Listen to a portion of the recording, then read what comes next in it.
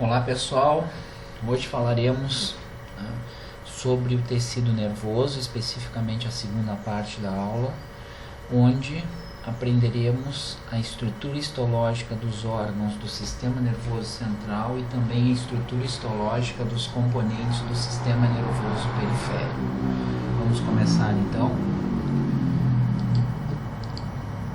Uma breve introdução do que já foi estudado.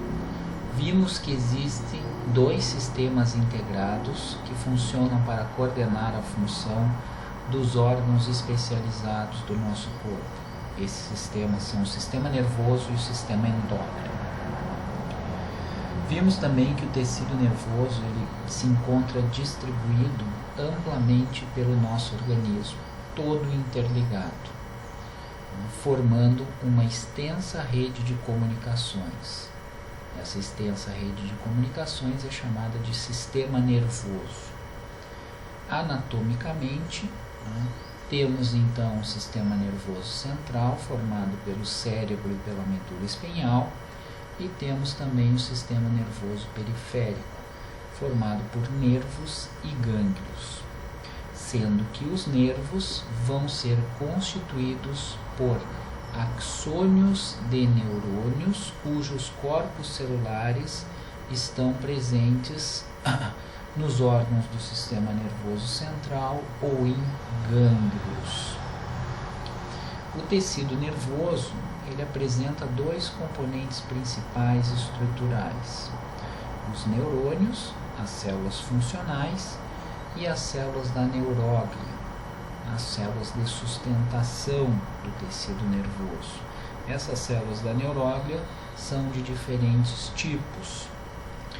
Em nível de sistema nervoso central, estudaremos que existe uma segregação entre os corpos celulares dos neurônios e seus axônios. Isso faz com que estes órgãos apresentem duas regiões histológicas, uma denominada de substância branca e a outra denominada de substância cinzenta. A principal diferença entre as duas é que na substância cinzenta existem os corpos celulares dos neurônios, e na substância branca existem apenas os seus axônios com uma grande quantidade de mielina em sua composição. Vimos que os neurônios são as principais células do tecido nervoso, pois apresentam a propriedade de responder a alterações do meio em que estão presentes, chamados de estímulos, com modificações na diferença de potencial elétrico entre a superfície interna e externa da membrana celular. Essas células reagem prontamente a vários estímulos e a modificação do potencial pode se restringir ao local do estímulo ou, na maior parte das vezes, se propagar pela membrana para o resto da célula, gerando um impulso nervoso, que tem como função de transmitir informações para outros neurônios ou órgãos efetores. Através dos prolongamentos, que são longos e muito numerosos, estas células formam grandes circuitos neuronais.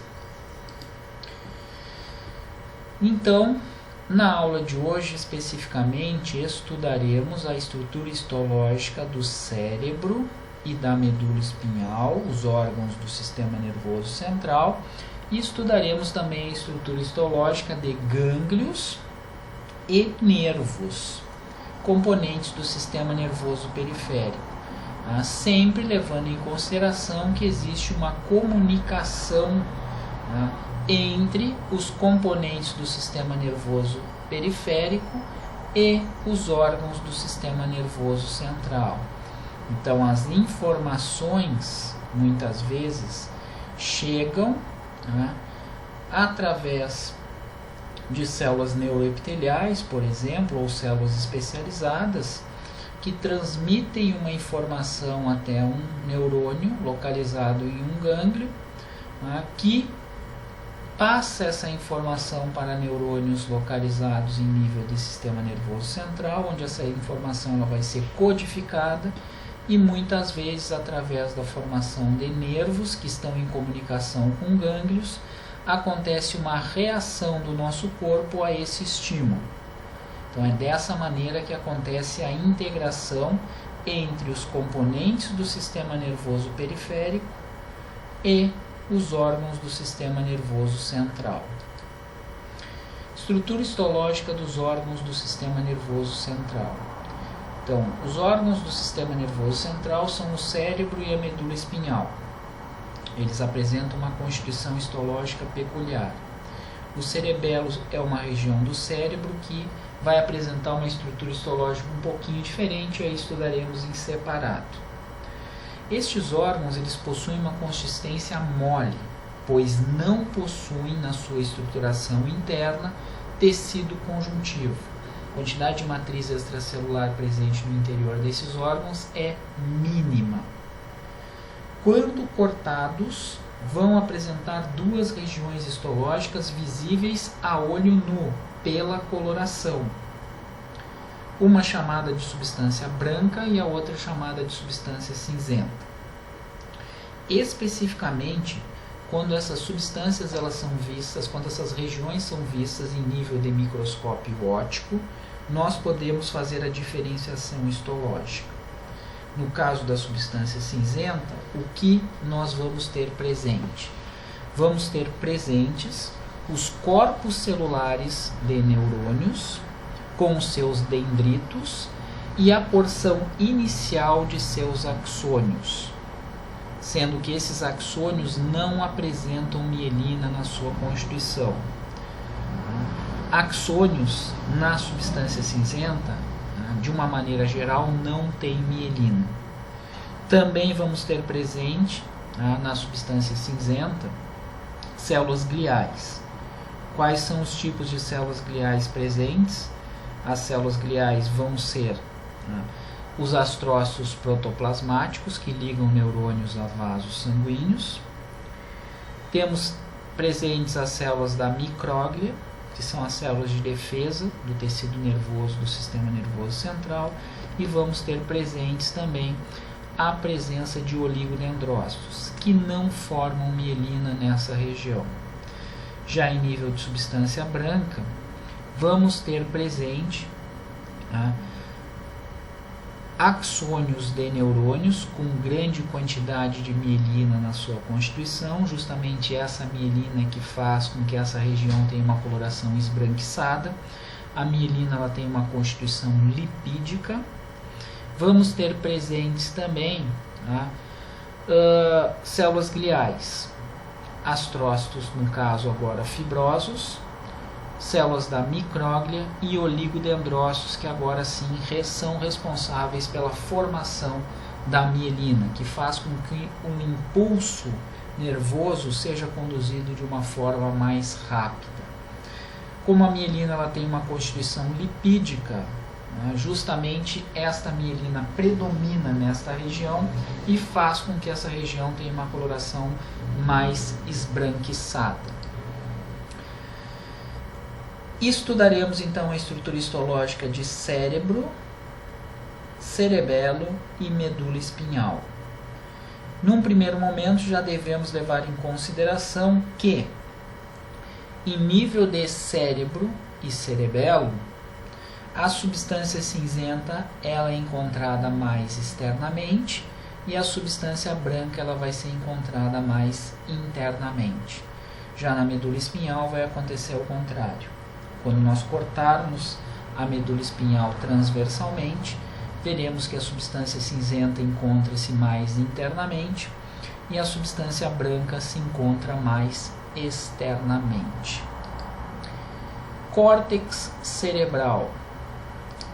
No córtex cerebral, a substância cinzenta ela encontra-se mais externamente, quando o córtex ele é cortado transversalmente. Então vimos aqui um corte transversal, e a substância branca aqui, visualizada a olho nu com uma coloração mais esbranquiçada, ela é vista mais internamente. Então, com relação à localização, substância cinzenta mais interna, substância cinzenta mais externa substância branca mais interna. E nos microscópios, vamos verificar que a substância cinzenta ela apresenta 6 regiões distintas. Elas são diferenciadas pela forma e tamanho dos neurônios, sendo que nestas regiões temos neurônios sensoriais e neurônios motores. Então, neurônios que recebem informações e neurônios que controlam órgãos efetores em função dessas informações. Os neurônios do córtex cerebral integram informações sensoriais e iniciam respostas voluntárias em função dessas informações. Histologicamente, então, a substância cinzenta ela apresenta 6 camadas distintas. De fora para dentro, quais são essas camadas? Vistas aqui, num diagrama, coradas por diferentes tipos de corantes. Um corante à base de prata, que vai fazer com que nós possamos visualizar a morfologia neuronal, visualização dos prolongamentos. Um corante à base de substância de níquel, que faz com que nós possamos visualizar as características dos corpos celulares dos neurônios. E um corante que cora apenas os prolongamentos. Certo? Então a camada mais externa é chamada de camada molecular. Pouca quantidade de células, essas células elas são horizontais, e uma grande quantidade de prolongamentos, que são dendritos. Pouca quantidade de neurônios.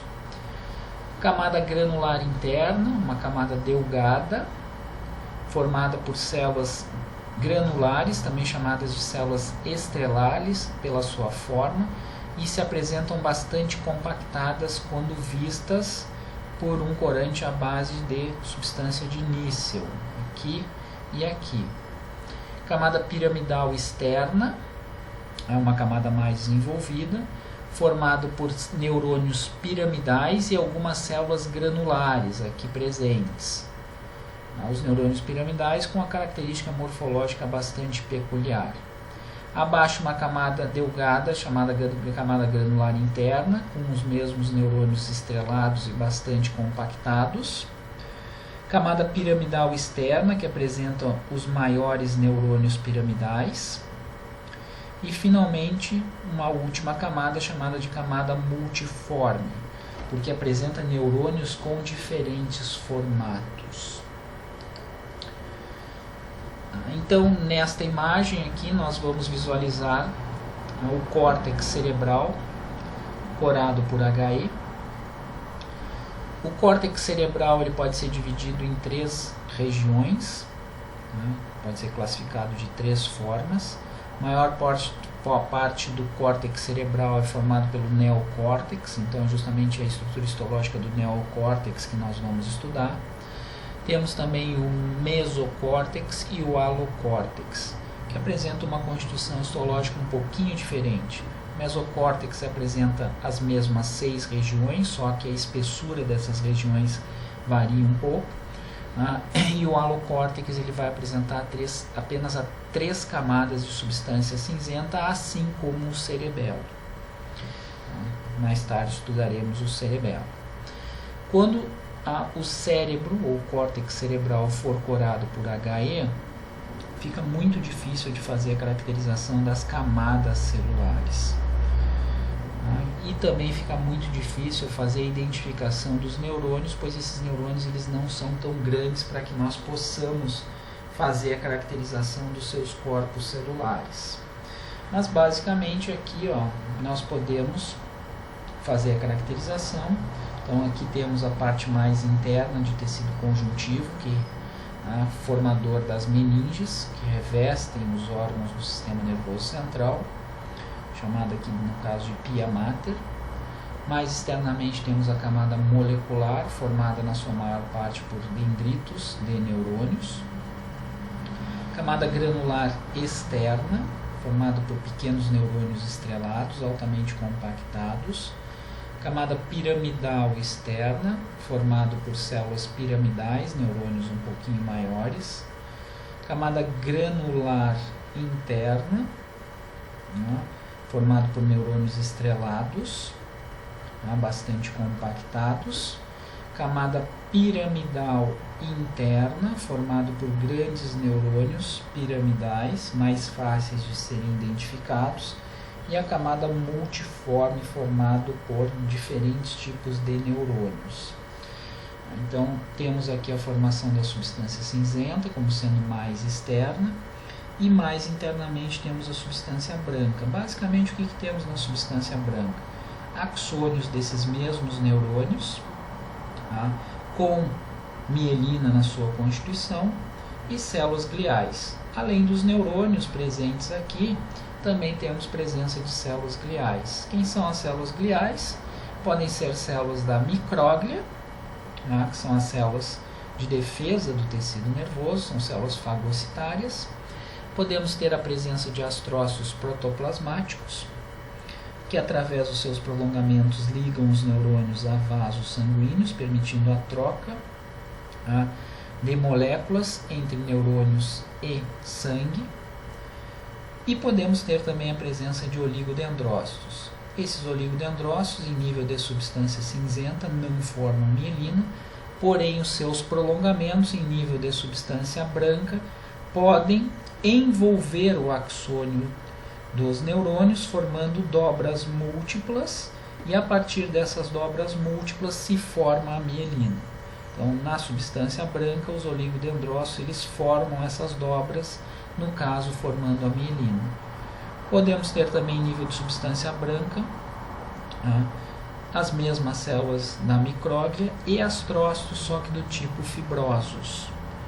Esses astrócitos eles ligam células gliais, no caso dos fibrosos, a os axônios dos neurônios, e ligam também os axônios dos neurônios a vasos sanguíneos, muito importantes para o controle da atividade neuronal.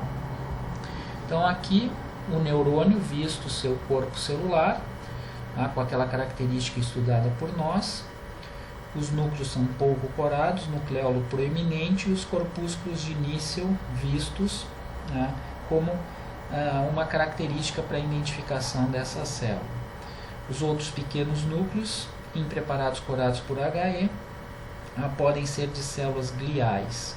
Normalmente os oligodendrócitos eles vão estar próximos aos axônios dos neurônios.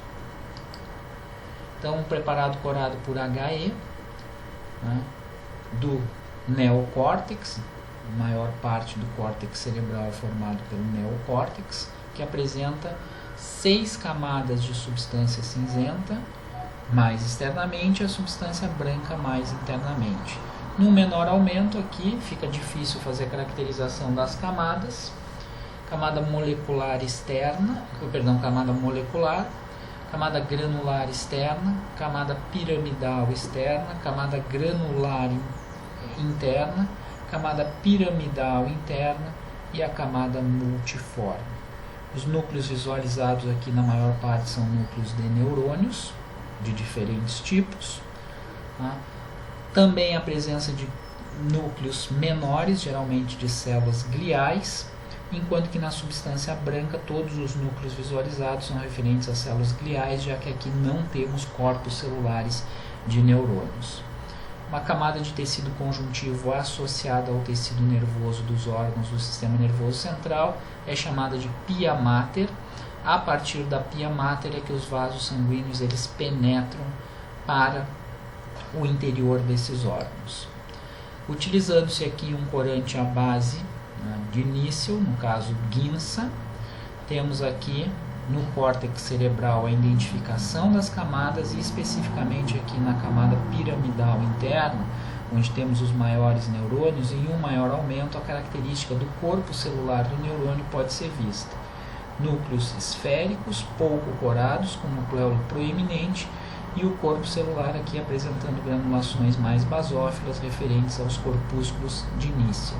Outros pequenos núcleos podem ser vistos. Esses núcleos se referem a células gliais, que são de difícil caracterização. Córtex cerebelar. Então, o cerebelo é uma região do cérebro que apresenta uma constituição histológica um pouquinho diferente. Então, no cerebelo, a substância cinzenta ela é mais externa e a substância branca mais interna, assim como no córtex cerebral. A substância cinzenta ela é dividida em 3 camadas. Uma camada mais externa, chamada de camada molecular. Na camada molecular, visualizamos núcleos de células espaçados. Esses núcleos se referem a neurônios, no caso os núcleos mais claros, e células gliais. Mas o que predomina nessa região são dendritos, tá, de neurônios chamadas de células de Purkinje. Então, a próxima camada de substância cinzenta é a camada de células de Purkinje, formado por uma única camada de grandes neurônios, cujos dendritos se irradiam e se ramificam profusamente para a camada molecular. E mais abaixo, a substância cinzenta apresenta uma terceira camada, chamada de camada granular, com pequenos neurônios bastante compactados, com morfologias diferentes. São diferentes tipos de neurônios, porém todos eles bastante pequenos. Entre os corpos celulares dos neurônios, das diferentes camadas da substância cinzenta, temos a presença de células gliais. Mais internamente, temos a substância branca, caracterizada pela presença em grande quantidade de axônios, com grande quantidade de mielina na sua constituição. Em preparados corados por HE, as células de Purkinje vão ser de fácil identificação pelo tamanho, são os maiores neurônios do nosso corpo.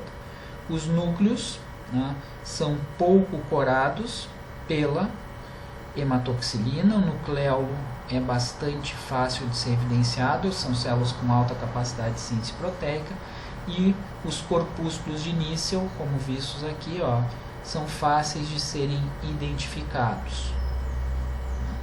Então aqui temos o cerebelo, ele apresenta essas reentrâncias.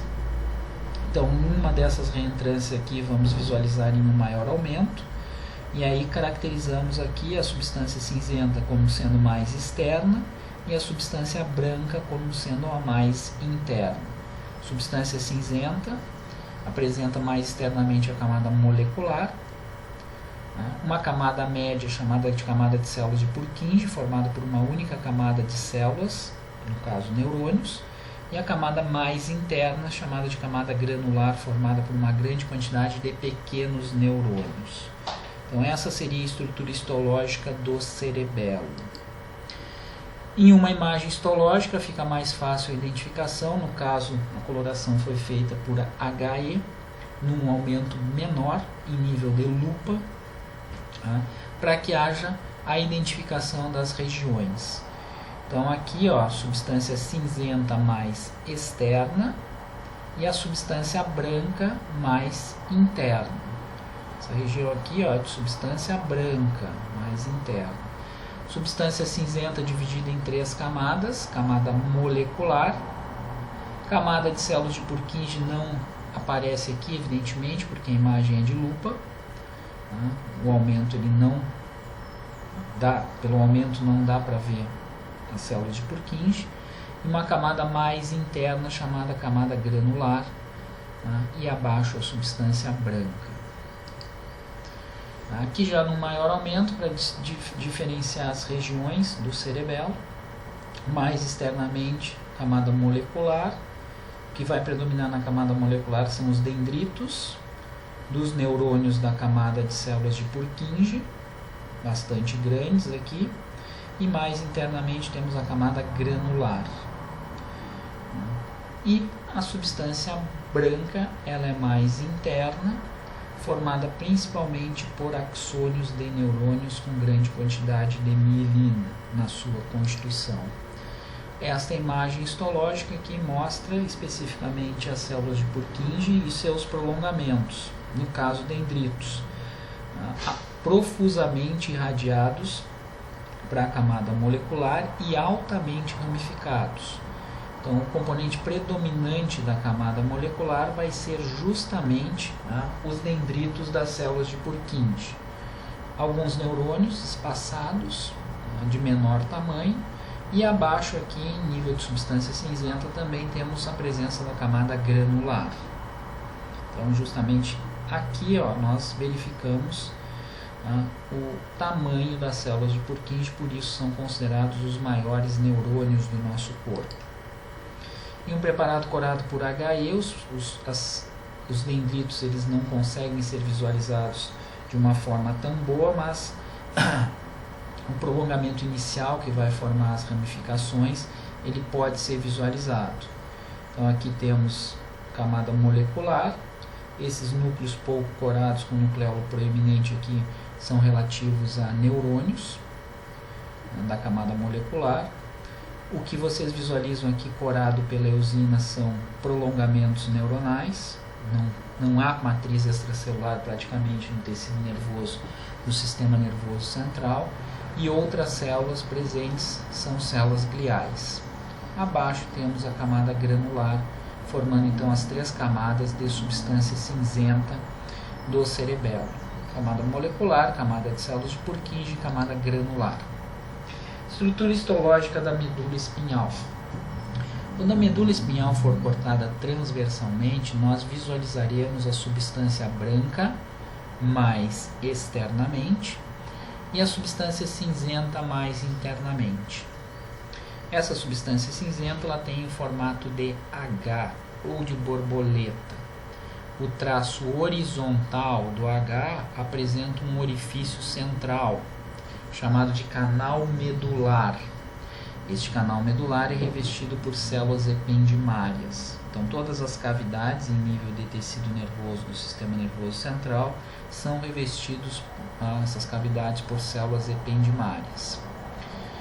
Os neurônios encontrados na parte ventral do H medular são multipolares e bastante volumosos. No maior aumento aqui nós podemos fazer a verificação dos corpos celulares desses neurônios. Também vamos ter presentes na substância cinzenta núcleos menores referentes às células gliais. Já na substância branca não se encontram presentes os corpos celulares dos neurônios, apenas os seus axônios com mielina na sua constituição.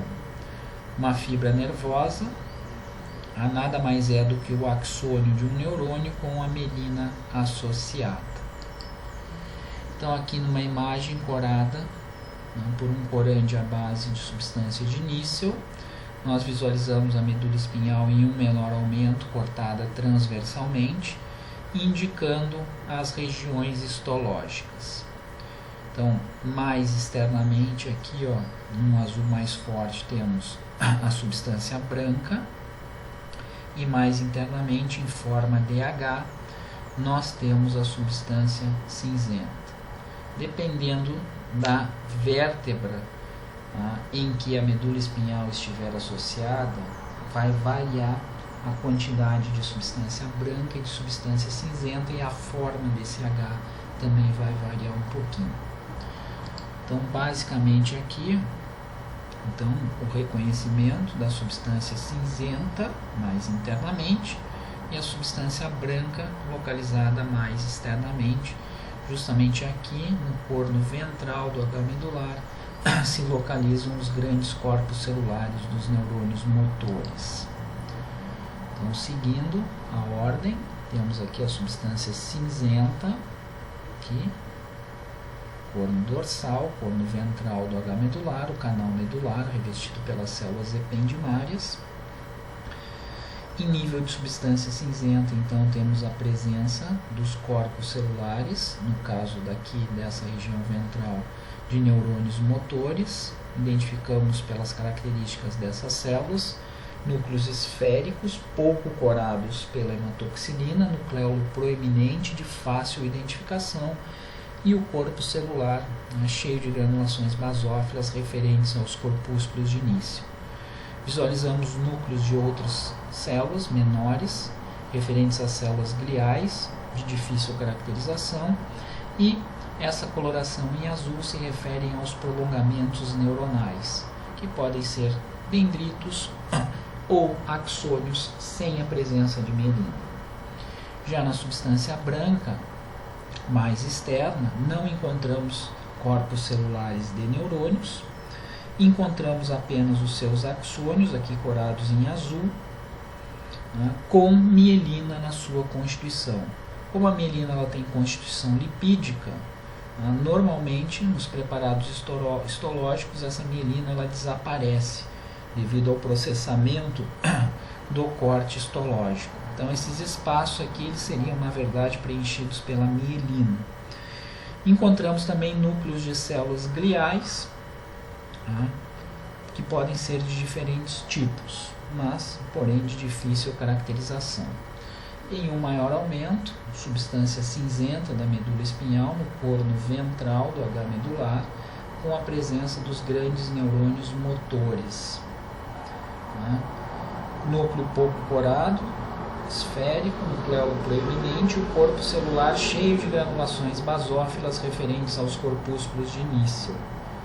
Outros pequenos núcleos referentes às células gliais e uma grande quantidade de capilares sanguíneos.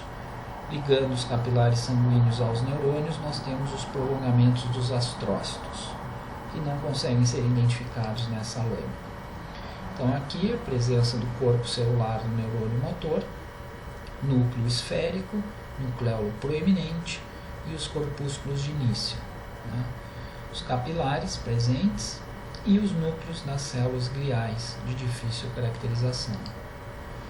Mesma imagem aqui mostrando o limite entre a substância cinzenta, para cá, onde apresentam-se os corpos celulares dos neurônios, e a substância branca, onde não estão os corpos celulares dos neurônios. Temos apenas axônios mielinizados nessa região. Já na substância cinzenta, os corpos celulares dos neurônios, núcleos de células gliais em ambas as regiões. Alguns conceitos histológicos importantes que devem ser levados em consideração em nível dos órgãos do sistema nervoso central. Primeiro, meninges. As meninges são as camadas conjuntivas associadas aos órgãos do sistema nervoso central. Então, os órgãos do sistema nervoso central são revestidos por tecido conjuntivo e esse tecido conjuntivo ele apresenta 3 camadas diferentes. O sistema nervoso central, então, vai ser contido e protegido na caixa craniana e no canal vertebral, envolvido por membranas formadas por tecido conjuntivo.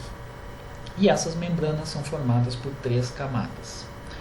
Vamos ter a presença de uma camada mais externa, chamada de dura mater, formada por um tecido conjuntivo denso, que é contínuo com o periósteo dos ossos da caixa craniana. Já na medula espinhal, a dura mater é separada do periósteo das vértebras, formando um espaço chamado de peridural. Neste espaço existe uma grande quantidade de veias com paredes delgadas e tecido conjuntivo frouxo, além de células adiposas. Esse espaço ele é muito importante, porque justamente nesse espaço pode ser dada uma anestesia de mesmo nome, anestesia peridural.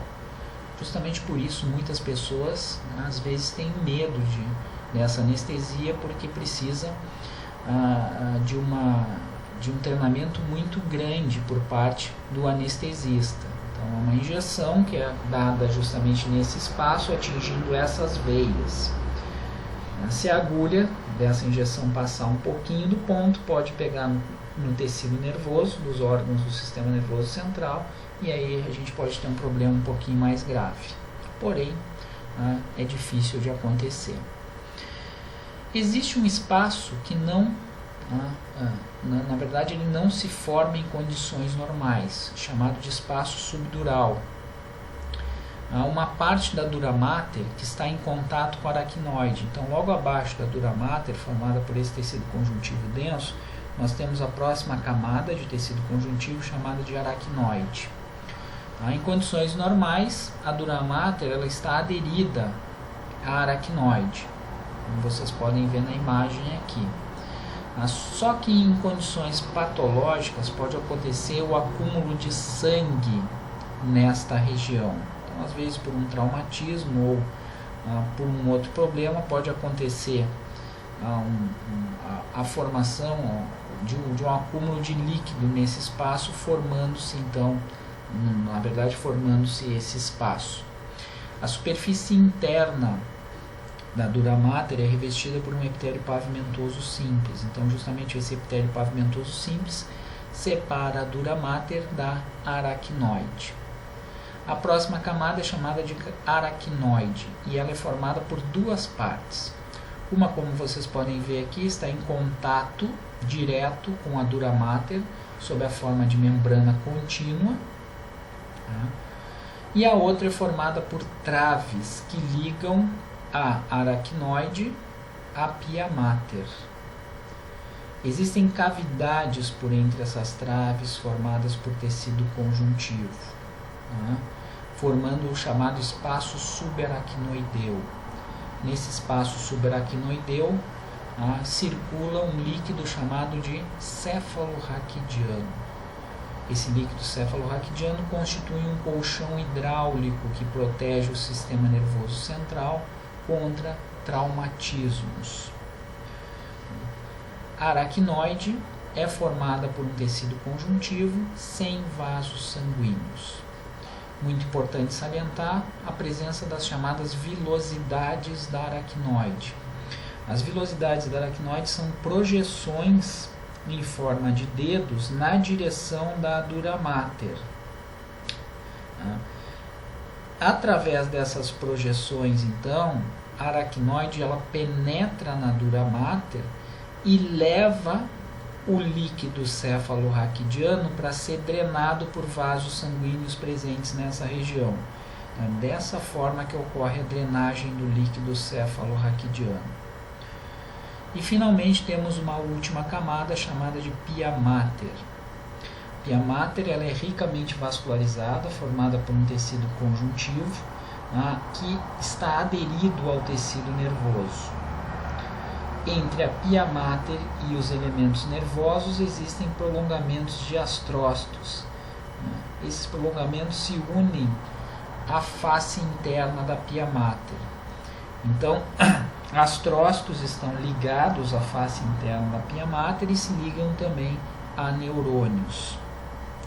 Quando os vasos sanguíneos penetram no tecido nervoso, do sistema nervoso central, aqui, eles são envolvidos por uma delgada camada de pia mater, como se fosse uma delgada camada de tecido conjuntivo, tá? Sendo que à medida que esses vasos vão se ramificando, essas camadas elas vão ficando cada vez mais finas até que somem.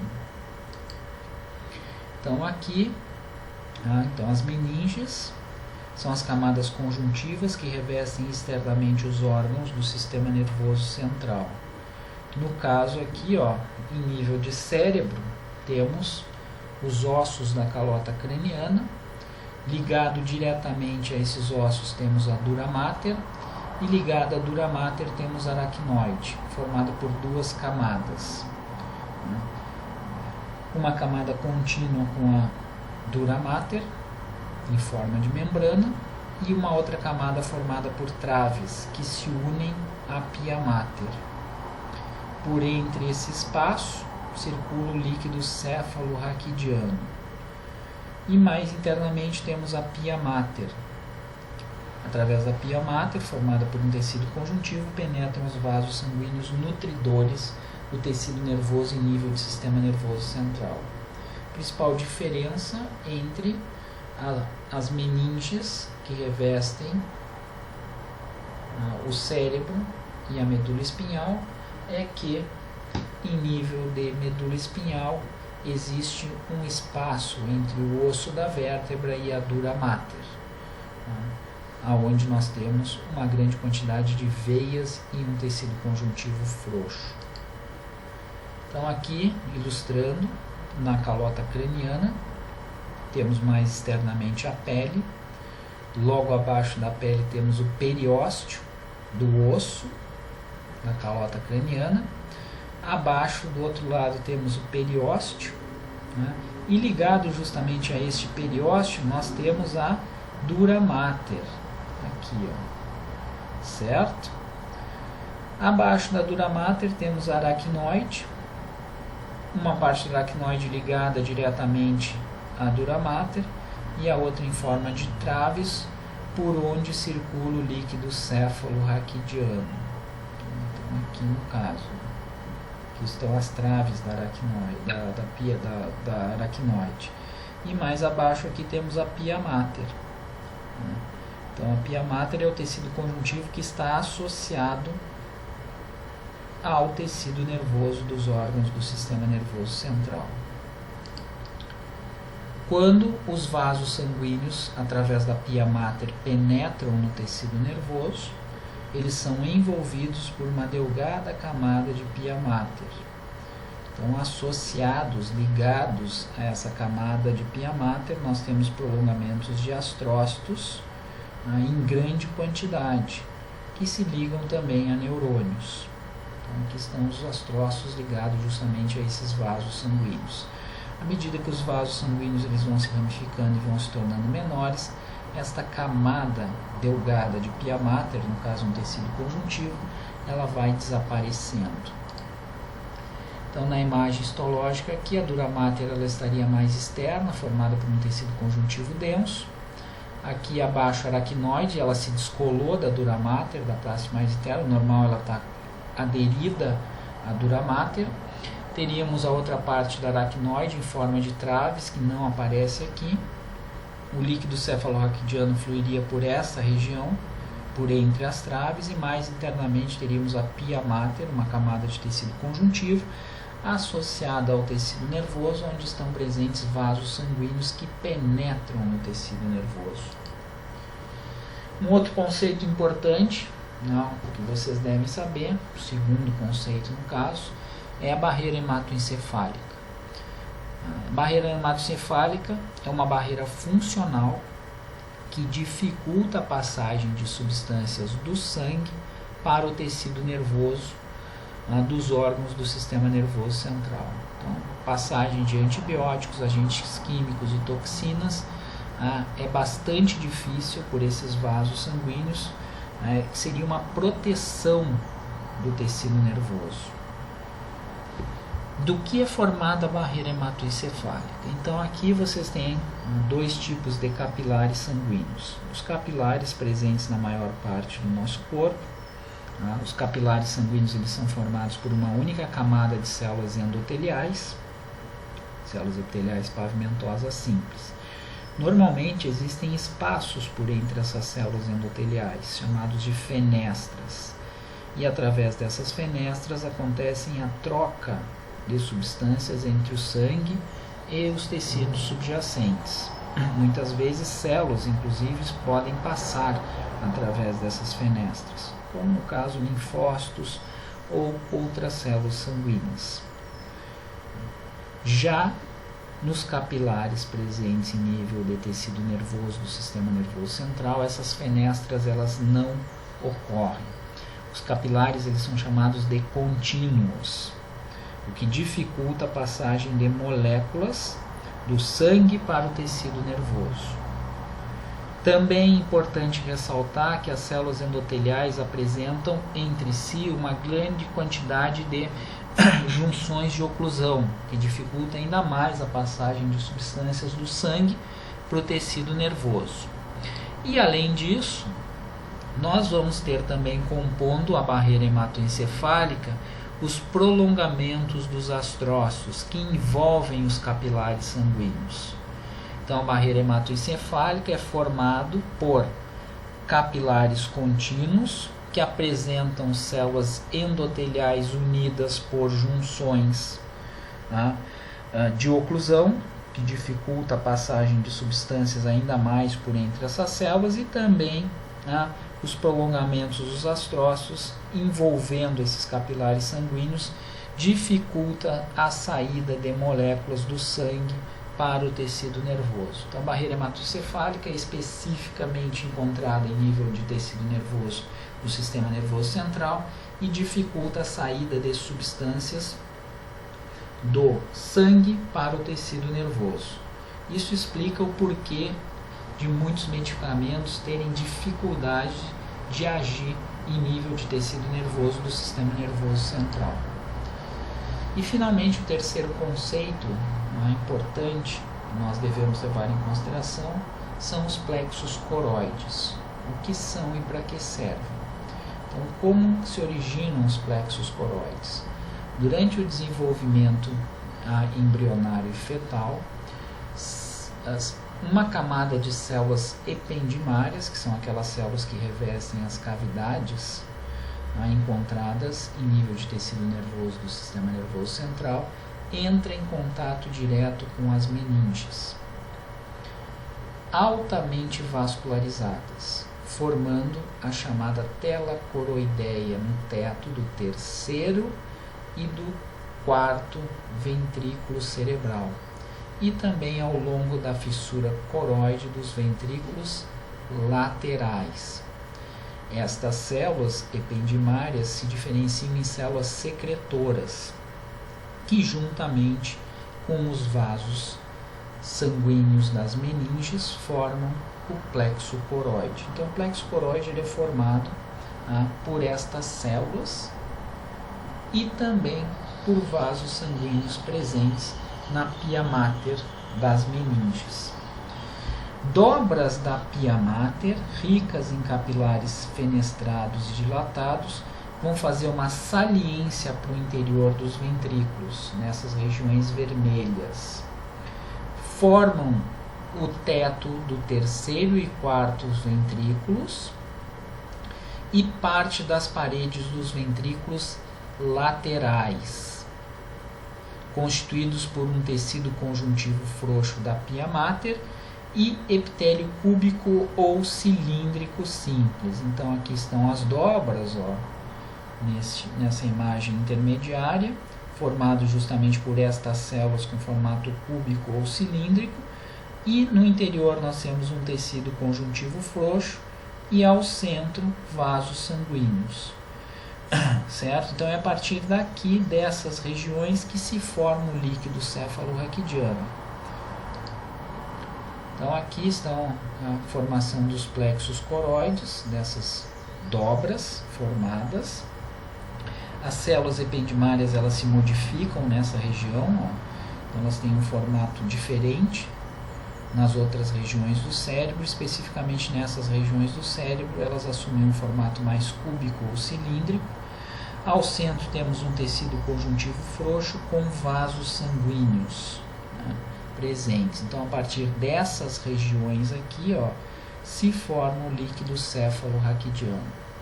Então, o plexo coroide ele tem a função de secretar o líquido cefalorraquidiano. Esse líquido ele tem uma pequena quantidade de sólidos e ocupa a cavidade dos ventrículos e o canal central da medula espinhal.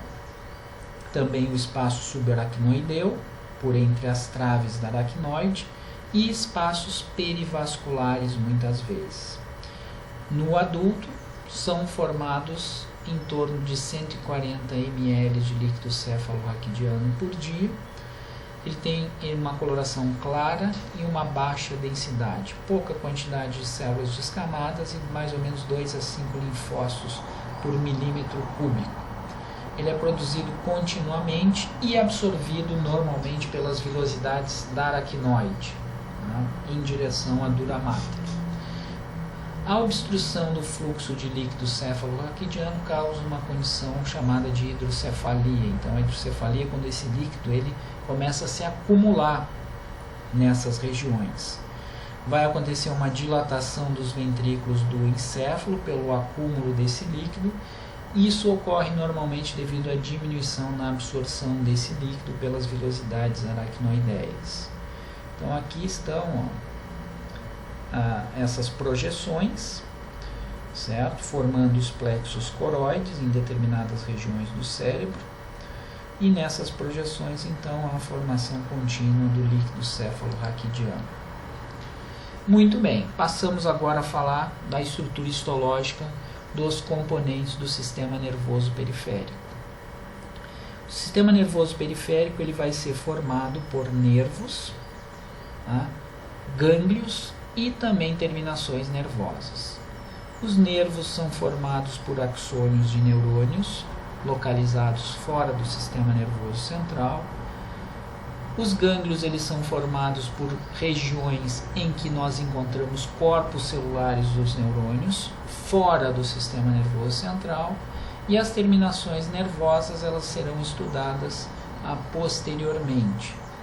Essas terminações nervosas elas se encontram presentes, por exemplo, na pele, captando estímulos do meio externo e transmitindo esses estímulos até o sistema nervoso central. Nervos, constituição histológica dos nervos. Então, especificamente, antes de entrar na constituição histológica do nervo, temos que saber que um nervo ele é composto basicamente por axônios de neurônios com a sua baía envoltória, no caso a mielina.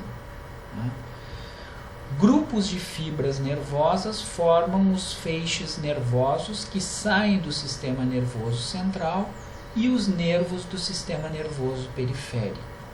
Fibras nervosas nada mais são do que axônios de neurônios com a sua baía envoltória. Os axônios de indivíduos adultos podem ser envolvidos por uma única dobra da célula envoltória ou múltiplas dobras da célula envoltória. Essas células envoltórias podem ser células de Schwann em nível de sistema nervoso periférico e oligodendrócitos em nível de sistema nervoso central. Axônios que possuem um diâmetro pequeno são envolvidos por uma única dobra da célula envoltória. E aí nós temos a formação de fibras nervosas amielínicas. O que isso quer dizer? Então, quando uma fibra nervosa é amielínica, não significa que, especificamente, não temos presença ou de célula de Schwann ou de oligodendrócito. O que significa que estas células elas apenas envolvem o axônio do neurônio, sem formar a mielina. Então, estas são as fibras nervosas amielínicas, aquelas que não apresentam mielina na sua constituição. As fibras amielínicas são envolvidas pela célula de Schwann em nível de nervos, porém não ocorre o enrolamento em espiral. Uma única célula de Schwann pode envolver várias fibras nervosas ou vários axônios de neurônios. Então aqui em amarelinho, que é o centro, temos o núcleo da célula de Schwann com seu citoplasma. Então notem, a célula de Schwann envolve vários axônios presentes, ou pode envolver vários grupos de axônios, no caso quando esses axônios eles forem mais delgados. Então existe uma diferença aí, pode envolver apenas um ou vários grupos. Os neurônios amielínicos, ou os axônios amielínicos, eles são mais numerosos em nível de sistema nervoso central, especificamente na substância cinzenta, onde não há formação de mielina. Já os axônios mais calibrosos, nos axônios mais calibrosos, a célula envoltória, ou célula de Schwann ou oligodendrócito, como a gente está falando especificamente de nervo, vou falar especificamente de célula de Schwann. O que ela vai fazer? Ela vai se enrolar em espiral em torno do axônio do neurônio, formando a mielina. E aí nós temos a formação da bainha de mielina. Então aqui temos a célula de Schwann, ela envolve o axônio do neurônio. Então nessa região onde começou e terminou o envolvimento forma-se o chamado mesaxônio. E a partir daí o que vai acontecer? Formam-se várias dobras da membrana plasmática da célula de Schwann ao redor do axônio do neurônio. Então temos várias dobras da membrana plasmática. Como a membrana plasmática ela tem uma constituição lipídica, obviamente que a mielina, certo? Ela vai aparecer com uma coloração mais esbranquiçada. Então aqui nós temos a formação da mielina. Nas fibras mielínicas, a membrana plasmática da célula de Schwann, então ela vai se enrolar em volta do axônio do neurônio. A membrana enrolada se funde e dá origem à mielina.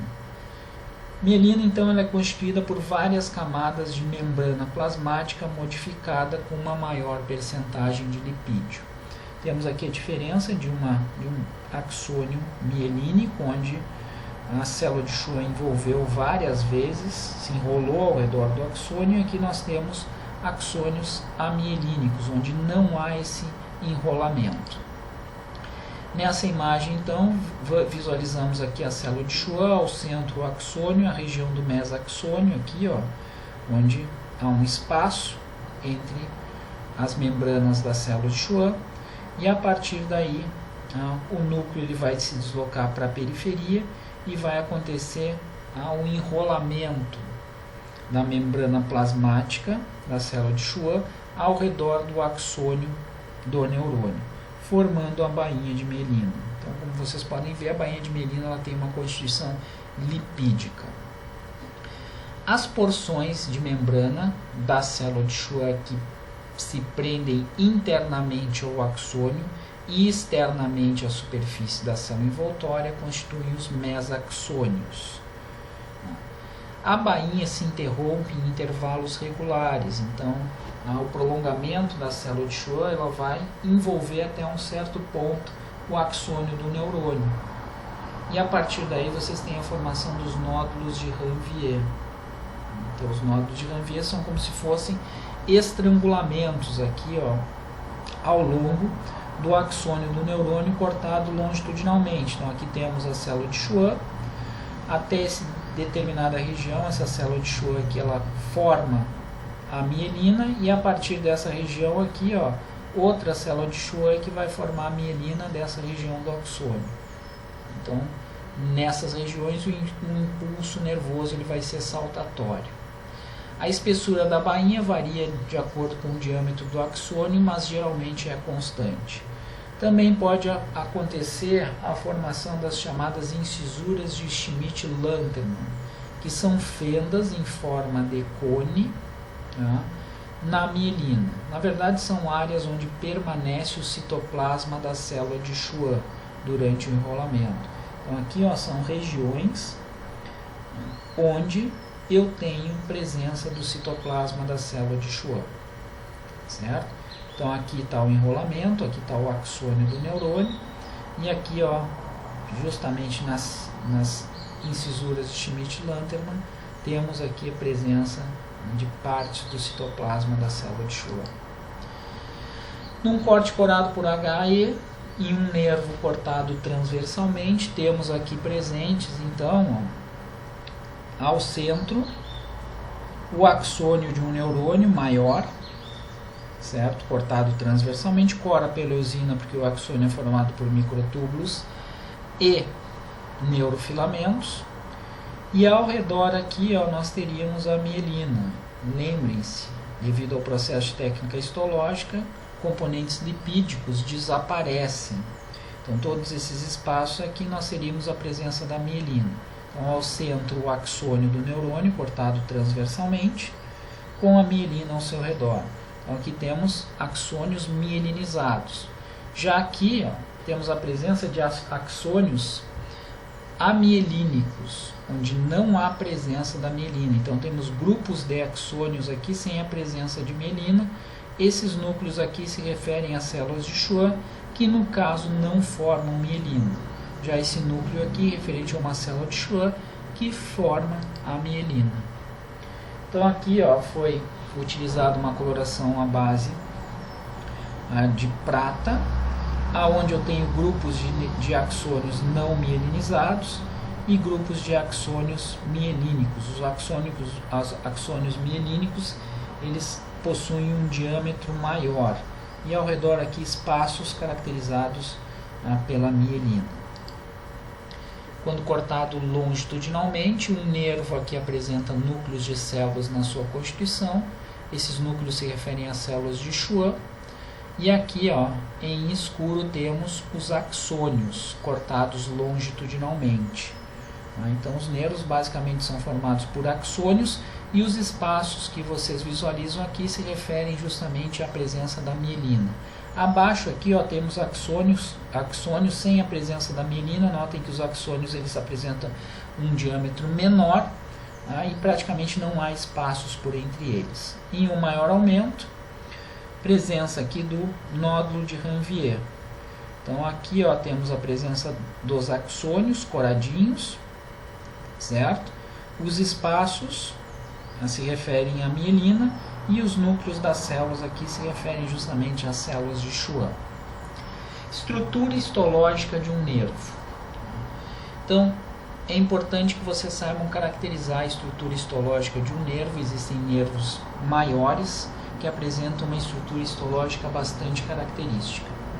Então, em nível de sistema nervoso periférico, as fibras nervosas se agrupam em feixes, formando os nervos. Eles apresentam uma coloração esbranquiçada devido ao conteúdo em colágeno e mielina. Então, o tecido conjuntivo ele está presente na constituição de um nervo em grande quantidade, e esse tecido conjuntivo ele forma 3 camadas. Então temos uma camada mais externa de tecido conjuntivo que reveste externamente todo o nervo.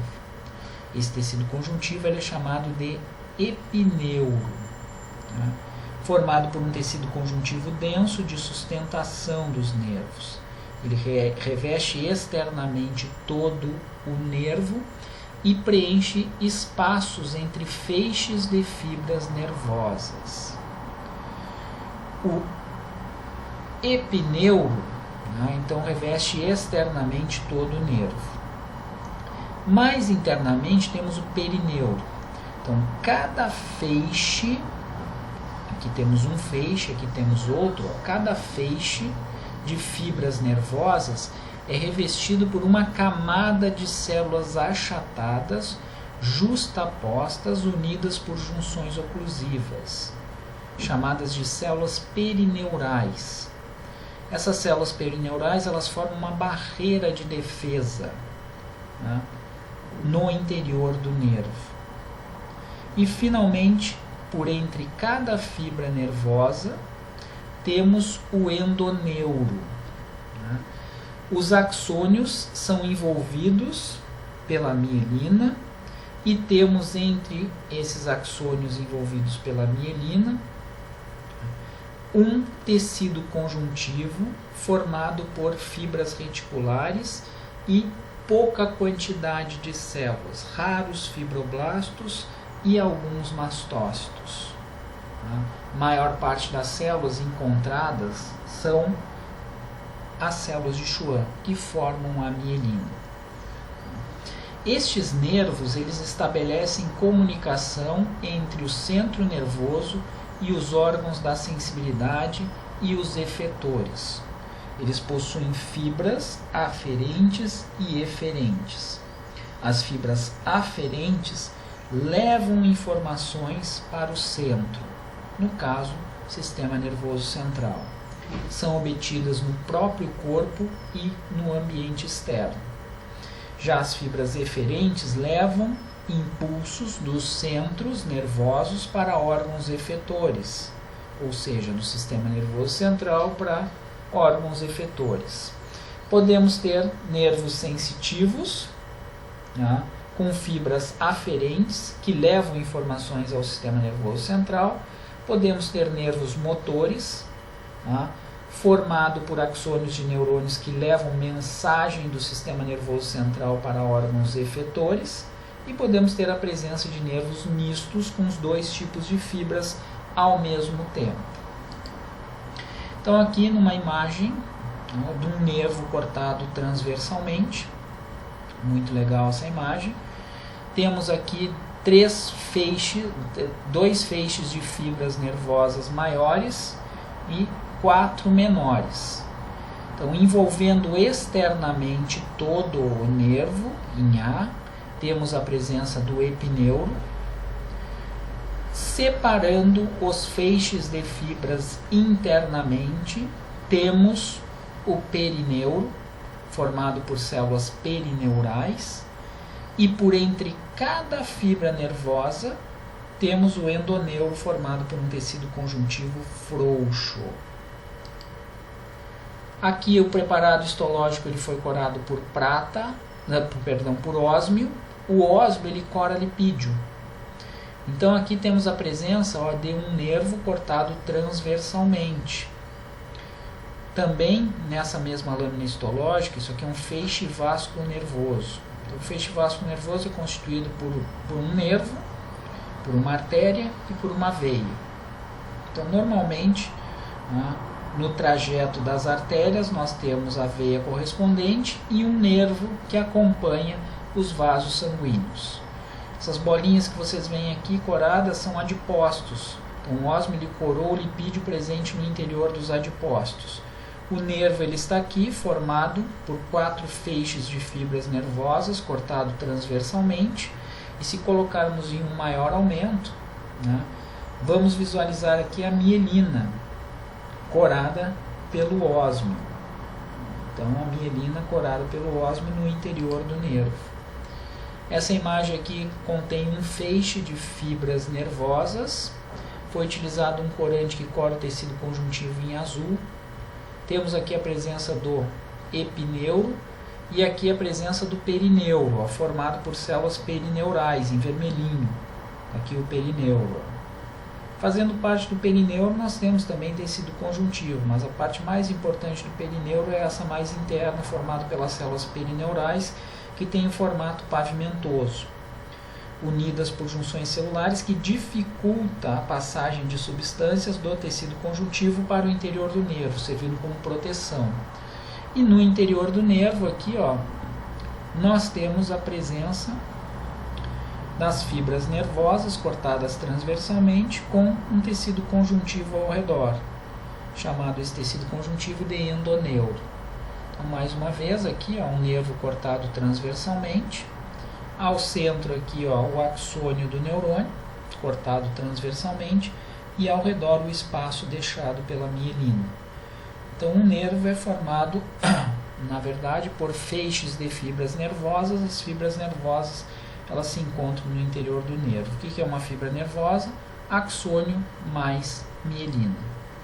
Então, uma outra imagem, mais externamente o perineuro, um nervo cortado, o epineuro, um nervo cortado transversalmente, o perineuro envolvendo o feixe de fibras e mais internamente um endoneuro por entre cada fibra nervosa. Com relação aos nervos, podemos ter os nervos cranianos, que são os nervos ligados ao encéfalo, 12 pares de nervos cranianos, que são responsáveis pela intervenção dos órgãos dos sentidos, dos músculos e glândulas da cabeça, e também de alguns órgãos internos. Então, eles vão do número 1 até o número 12, sendo o número 1 o nervo olfatório e o número 12 o hipoglossal. E temos também os nervos espinhais ou raquidianos. Eles se dispõem em pares ao longo da medula espinhal, sendo um par por vértebra. Cada nervo do par liga-se lateralmente à medula por meio de 2 raízes, uma raiz dorsal e uma raiz ventral. A raiz dorsal de um nervo espinhal é formada por fibras sensitivas que levam informações até a medula espinhal, e a raiz ventral formada por fibras motoras. Então vejam bem aqui, Então temos mais externamente fibras nervosas que captam informações do ambiente externo, levam essa informação até a medula espinhal através de um gânglio sensitivo, onde há a presença de neurônios pseudo-unipolares.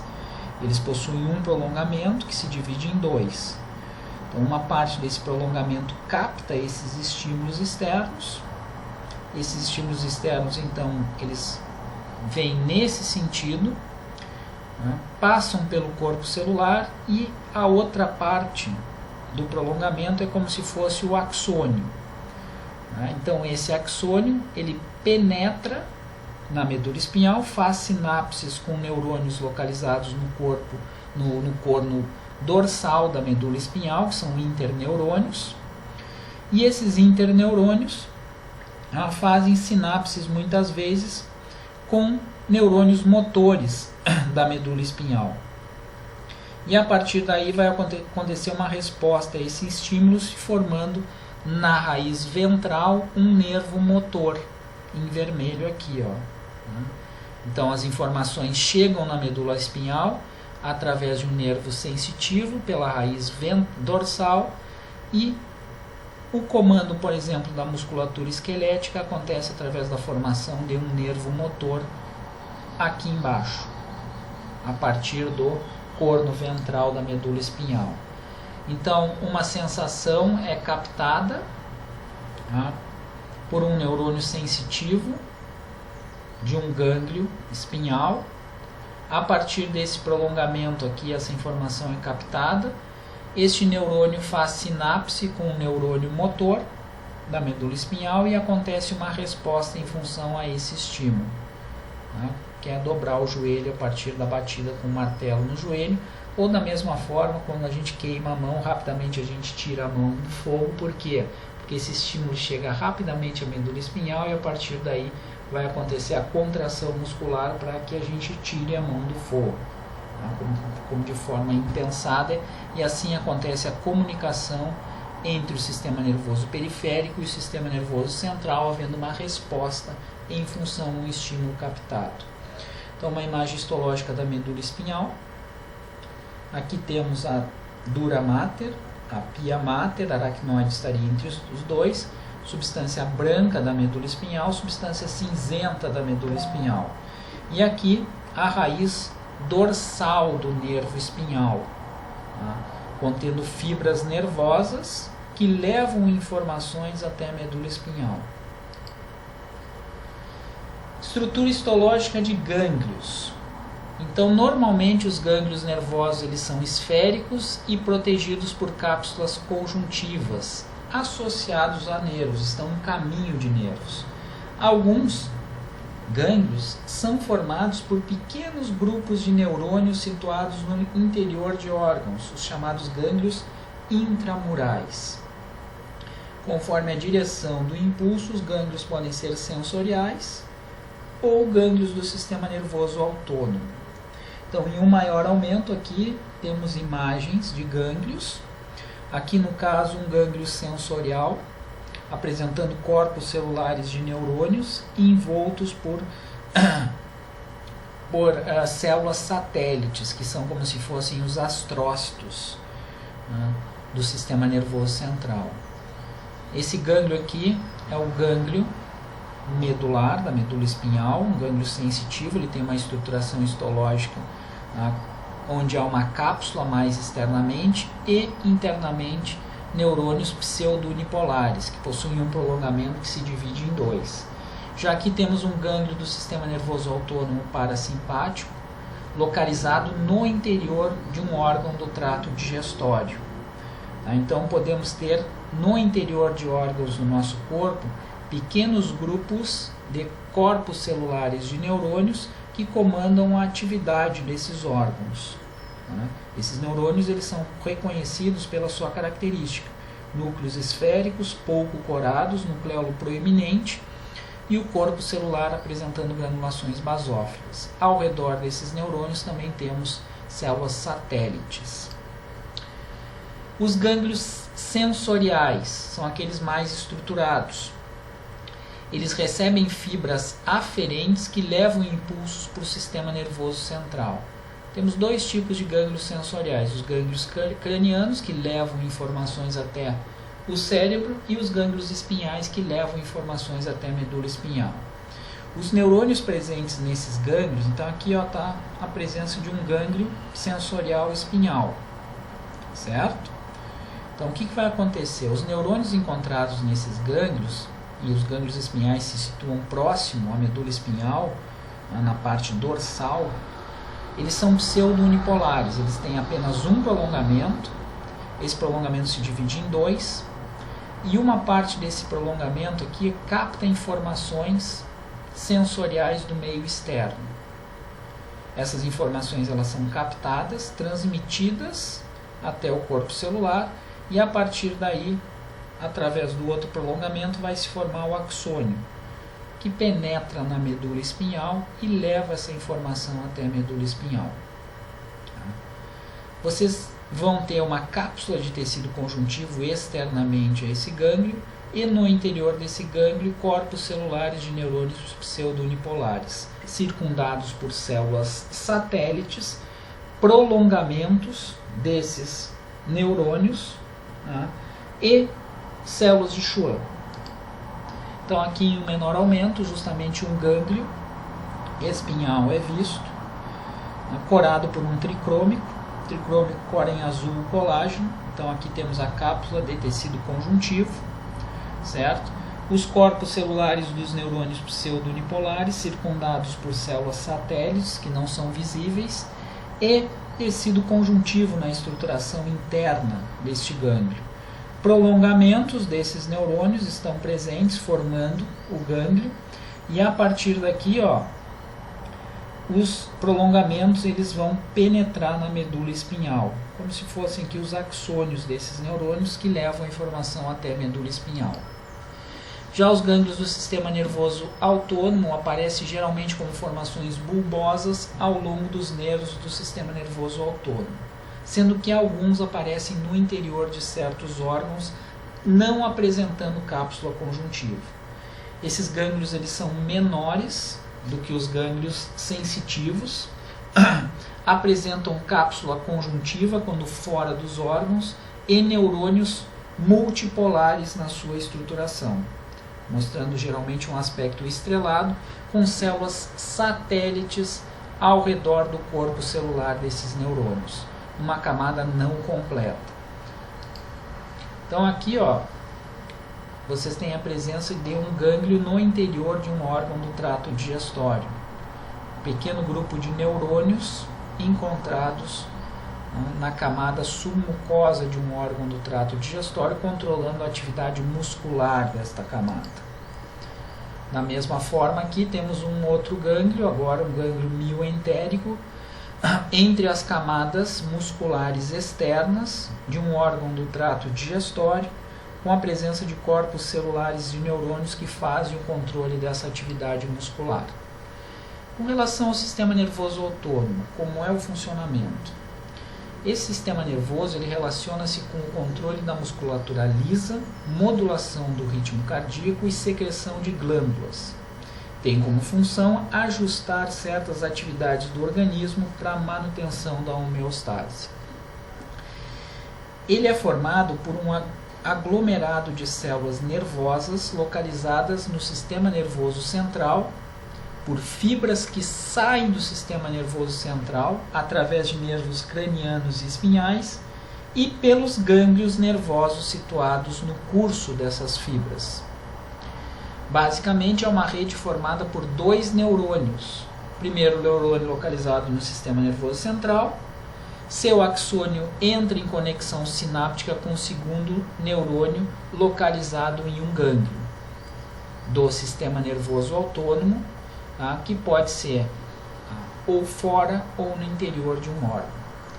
As fibras nervosas que ligam o primeiro neurônio ao segundo são chamadas de fibras pré-ganglionares, e o mediador químico liberado é a acetilcolina sempre. As que partem do segundo neurônio para os efetores são chamadas de fibras pós-ganglionares. O sistema nervoso autônomo é formado por duas partes distintas, por sua anatomia e funções. E aí nós temos o sistema nervoso autônomo simpático, os núcleos nervosos nas porções torácicas e lombar da medula espinhal. As fibras pré-ganglionares saem pelas raízes anteriores dos nervos espinhais dessa região, e os gânglios formam a cadeia vertebral e plexos situados próximos às vísceras. O mediador químico das fibras pós-ganglionares é a noradrenalina, e as fibras são chamadas de adrenérgicas. Já no sistema nervoso autônomo parasimpático, os núcleos nervosos estão situados no encéfalo e na porção sacral da medula espinhal. As fibras pré-ganglionares saem por 4 nervos cranianos, terceiro, o sétimo, o nono e o 10º, e pelos segundo, terceiro e quartos nervos espinhais sacrais. 2 neurônios localizados em pequenos gânglios perto de órgãos efetores, frequentemente estão dentro dos órgãos. O mediador químico das fibras pós-ganglionares é a acetilcolina, e as fibras são chamadas de colinérgicas. O estímulo das fibras colinérgicas de ação mais breve e localizada. É uma ação rápida da acetilcolinesterase. Maioria dos órgãos inervados pelo sistema nervoso autônomo recebe fibras simpáticas e parasimpáticas. Então, basicamente, vocês têm uma comunicação entre dois neurônios. Um neurônio localizado em nível de sistema nervoso central e o outro neurônio localizado em um gânglio do sistema nervoso autônomo. Pode ser simpático ou parasimpático a partir do tipo de fibra formado. Então vocês têm aqui a fibra pré-ganglionar e a fibra pós-ganglionar, que vai fazer a inervação dos diferentes órgãos do nosso corpo. Na divisão parasimpática, o que vai acontecer?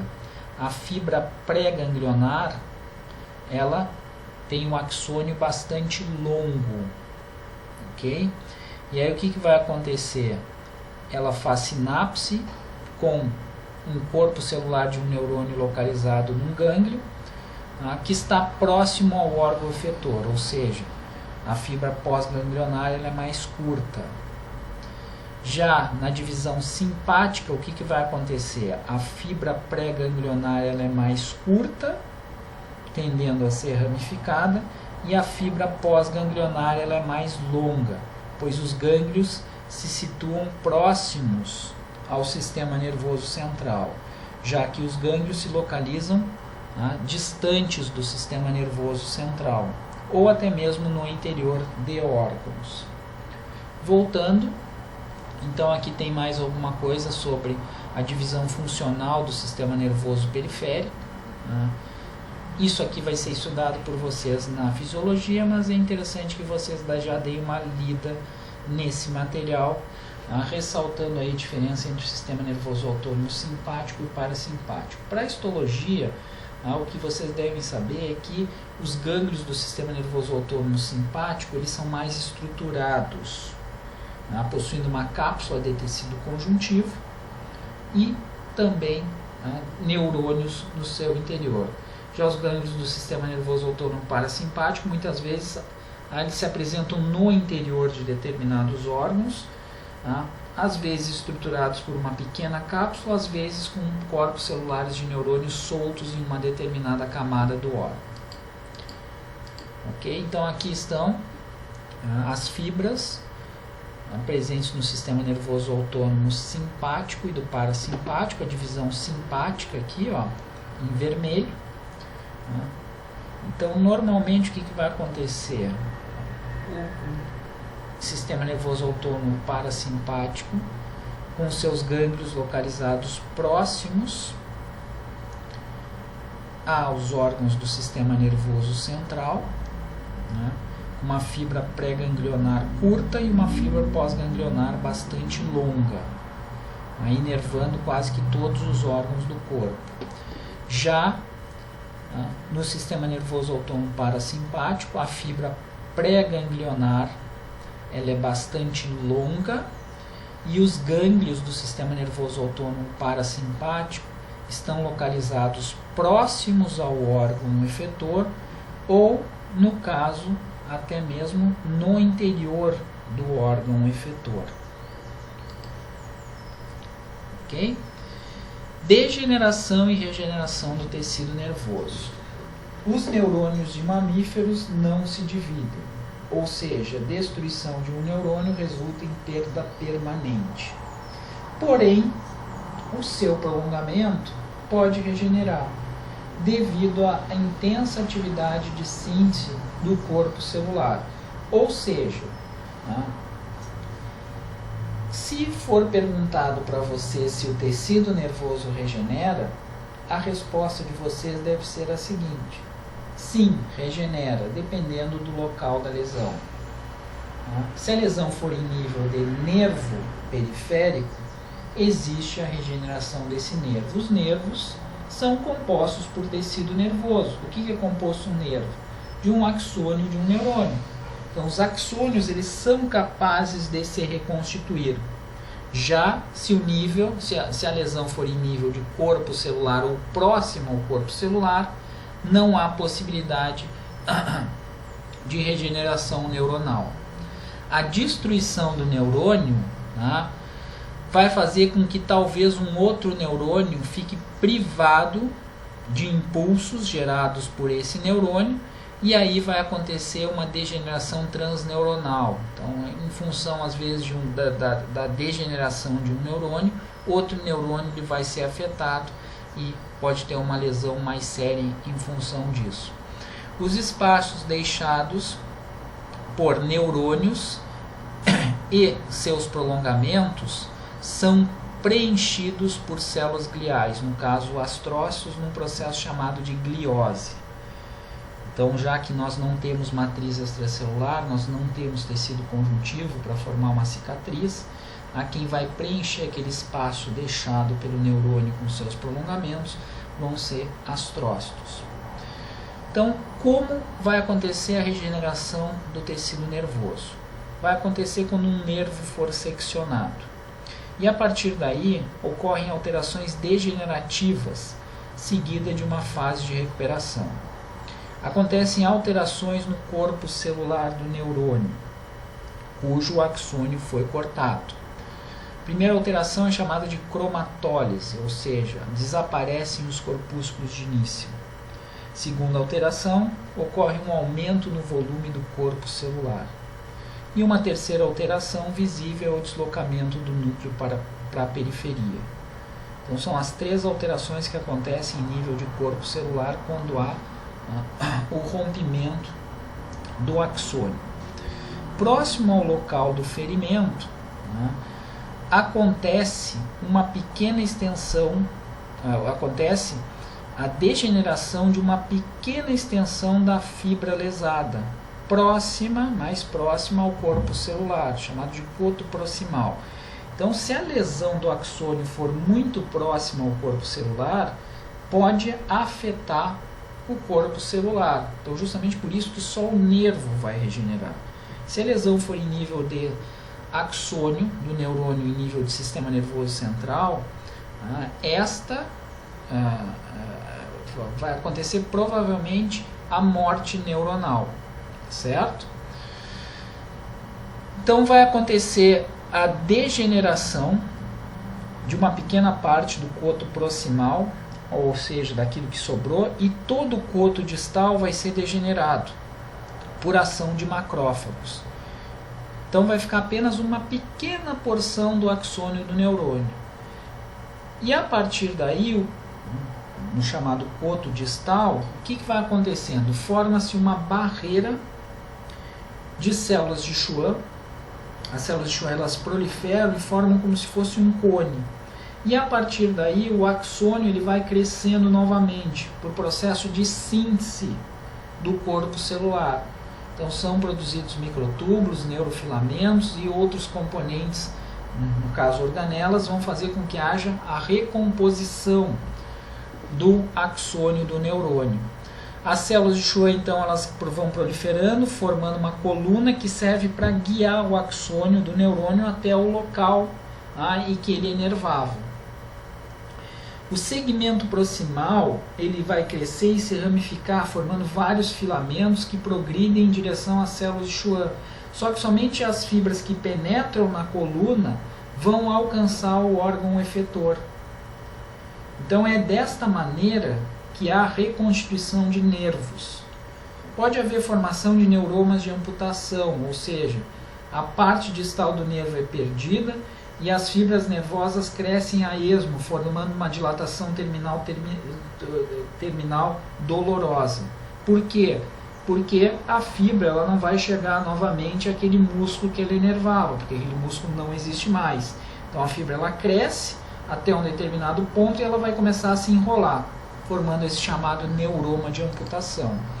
Então aqui o que vai acontecendo, então aqui está o local da lesão, o axônio do neurônio, formou-se a degeneração do coto distal, uma parte do coto proximal vai ser degenerada também por macrófagos, vai acontecer proliferação de células de Schwann, As células de Schwann vão formando uma coluna que vai guiar o axônio do neurônio para que ele chegue novamente até aquela região onde havia inervação.